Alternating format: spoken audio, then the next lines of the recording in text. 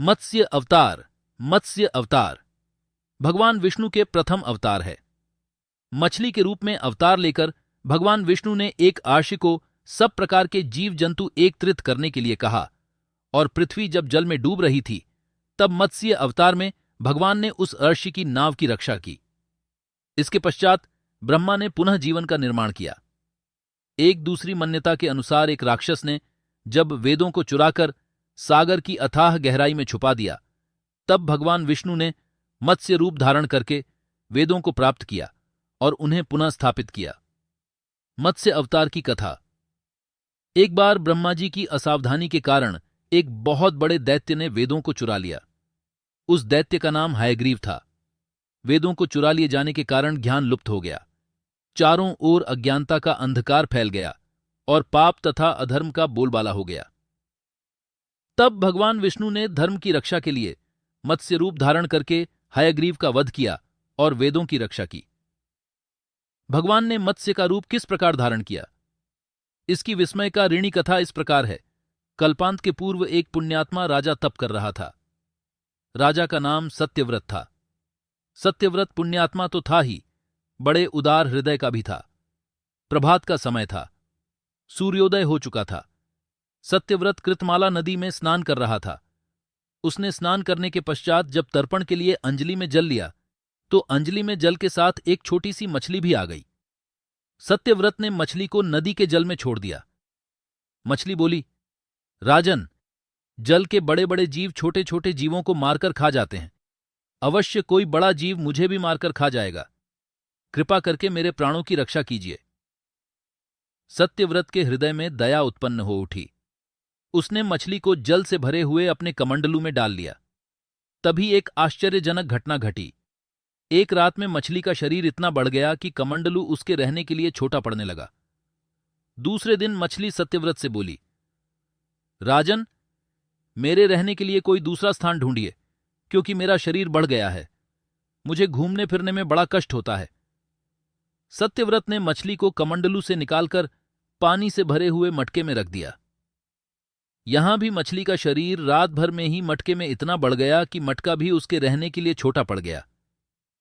दूसरे दिन मछली पुनः सत्यव्रत से बोली, राजन, मेरे रहने के लिए कहीं और प्रबंध कीजिए, क्योंकि मटका भी मेरे रहने के लिए छोटा पड़ रहा है।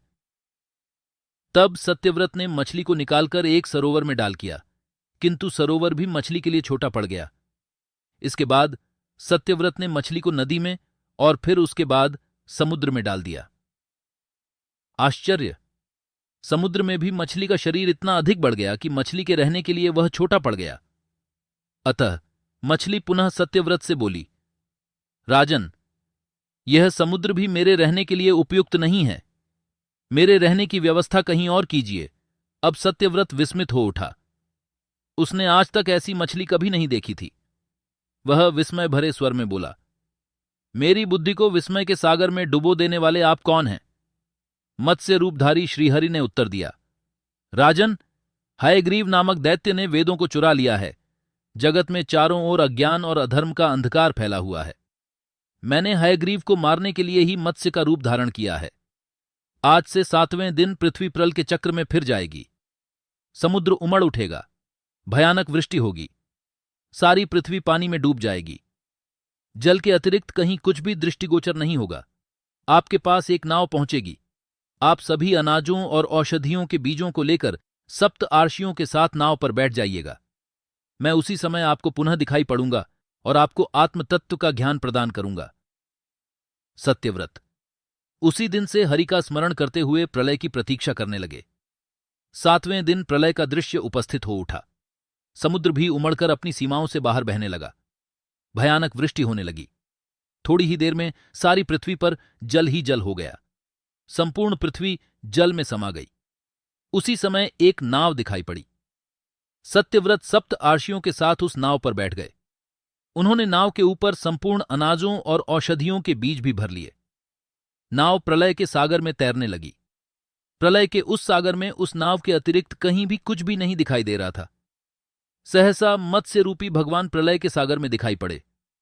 सत्यव्रत और सप्त आर्षिगण मत्स्य रूपी भगवान की प्रार्थना करने लगे। भगवान से आत्मज्ञान पाकर सत्यव्रत का जीवन धन्य हो उठा। वे जीते जी ही जीवन मुक्त हो गए। प्रलय का प्रकोप शांत होने पर मत्स्य रूपी भगवान ने हयग्रीव को मारकर उससे वेद छीन लिए। भगवान ने ब्रह्मा जी को पुनः वेद दे दिए। इस प्रकार भगवान ने मत्स्य रूप धारण करके वेदों का उद्धार तो किया ही, साथ ही संसार के प्राणियों का भी अमित कल्याण किया।